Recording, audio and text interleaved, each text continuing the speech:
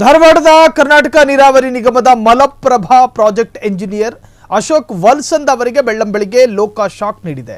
ಜಿಟಿಜಿಟಿ ಮಳೆಯ ನಡುವೆಯೂ ಲೋಕಾಯುಕ್ತ ಪೊಲೀಸರು ರೇಡ್ ಮಾಡಿದ್ದಾರೆ. ಧಾರವಾಡದ ಲೋಕಾಯುಕ್ತ ಕಚೇರಿ ಬಳಿಯೇ ಕರ್ನಾಟಕ ನೀರಾವರಿ ನಿಗಮದ ಕಚೇರಿ ಇದ್ದು ಅಲ್ಲಿಯೂ ರೇಡ್ ನಡೆದಿದೆ. ಅಶೋಕ ವಲ್ಸಂದ್ ಅವರ ಬೆಳಗಾವಿಯಲ್ಲಿ ಮೂಲ ಮನೆ ಹೊಂದಿದ್ದಾರೆ. ಅದರ ಜೊತೆಗೆ ಬಾಗಲಕೋಟೆ ಜಿಲ್ಲೆಯ ಕೆಜ್ಜಿದೋಣಿ ಸೇರಿ ಜಮಖಂಡಿ ಹಾಗೂ ಜಕನೂರಿನಲ್ಲೂ ಕೂಡ ಮನೆ ಹೊಂದಿದ್ದಾರೆ.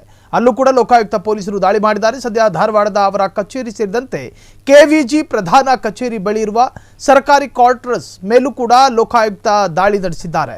ವಿವಿಧ ದಾಖಲೆಗಳನ್ನು ಪರಿಶೀಲನೆ ಮಾಡ್ತಾ ಇದ್ದಾರೆ. ಲೋಕಾಯುಕ್ತ ಎಸ್ಪಿ ಹನುಮಂತರಾಯ ನೇತೃತ್ವದಲ್ಲಿ ಅಧಿಕಾರಿಗಳ ತಂಡ ದಾಳಿ ನಡೆಸಿ ಪರಿಶೀಲನೆಯನ್ನ ಮಾಡ್ತಿದ್ದಾರೆ.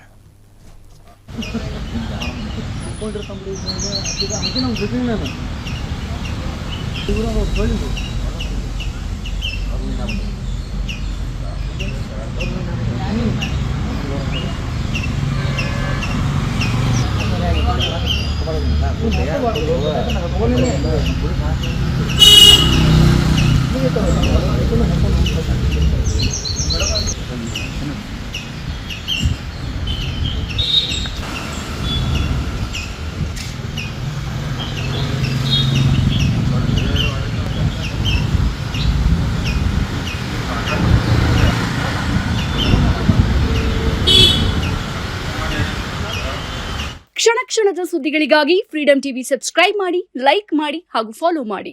ಹೊಸ ಸುದ್ದಿಗಳ ನೋಟಿಫಿಕೇಶನ್ಗಾಗಿ ಬೆಲ್ ಐಕಾನ್ ಮೇಲೆ ಕ್ಲಿಕ್ ಮಾಡಿ.